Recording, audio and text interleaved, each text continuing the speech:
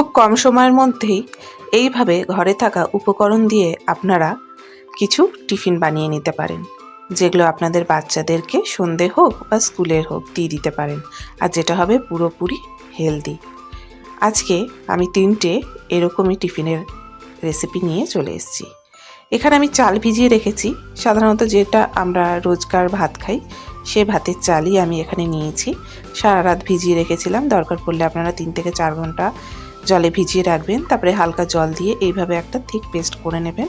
এখানে 2 চামচ মতো ইস্ট দিয়েছি, ময়দা আমি এখানে 1 কাপ দিয়েছি, চিনি আমি এখানে 1.5 কাপ মতো দিয়েছি। মিষ্টির পরিমাণটা আপনারা বুঝে নেবেন। ফ্লেভারের জন্য আপনারা এখানে এসেন্স আপনাদের পছন্দ মতো ইউজ করতে পারেন। তারপরে মোটামুটি 30 মিনিট রেখে দিলে এইভাবে ফুলে যাবে চালটা। এবারে একটা হুইস্কের সাহায্যে ভালো করে মিক্স করে আমি এখানে ছোট ছোট কেক টিন নিয়ে নিয়েছি। আপনারা চাইলে পরে একটা বড় কোনো কন্টেনারের মধ্যেও কিন্তু আপনারা এটা তৈরি করে নিতে পারেন, বা ছোট ছোট বাটি থাকলে সেটাও করতে পারেন। উপরে আমি একটুখানি এখানে ছড়িয়ে দিয়েছি গুড়, দেখতে ভালো লাগে তাই। আপনারা চাইলে কোনো রকম বাদাম বা যা কিছু হোক আপনারা ওটা দিয়ে দেবেন, বাচ্চাদের দেখতে ভালো লাগলে খেতেও ভালো লাগে। এই রকম দেখবেন স্পঞ্জি কেক তৈরি হয়ে গেছে।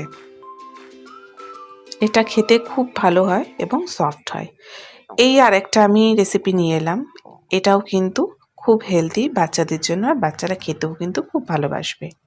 খুব ইজি, ঘরেই আপনারা করে নিতে পারবেন। চলুন দেখে নিই রেসিপিটা। এইরকম স্পঞ্জি করার জন্য প্রথমে আমি এখানে নিয়ে নিয়েছি ডিম, 2টো ডিম, কলা আর ময়দা। ভালো করে এটাকে গ্রাইন্ড করে নেব। এরকম দেখুন একটা ক্রিম টাইপের পেস্ট বেরোবে। এবার এই পেস্টটাকে আমি এই মাইক্রোওয়েভ যে বোলগুলো থাকে সেখানে একটা বাটার পেপার দিয়ে এইভাবে দিয়ে দিচ্ছি। মাঝখানে এখানে আমি ব্ল্যাকবেরি দিয়েছি, আপনারা চাইলে বাদাম দিতে পারেন, কিশমিশ দিতে পারেন, যে কোনো কিছু আপনার বাচ্চা যা ভালোবাসে দিতে পারেন। তারপরে আবার একটা লেয়ার করে দিয়েছি। করে এটাকেও আমি ঠিক স্টিমে বসিয়ে দেবো মোটামুটি আধ ঘন্টার জন্য। এটা খুব তাড়াতাড়ি হয়ে যায়, অনেক সময় 15 থেকে 20 মিনিটের মধ্যে হয়ে যায়, আপনাকে একটু চেক করে নিতে হবে।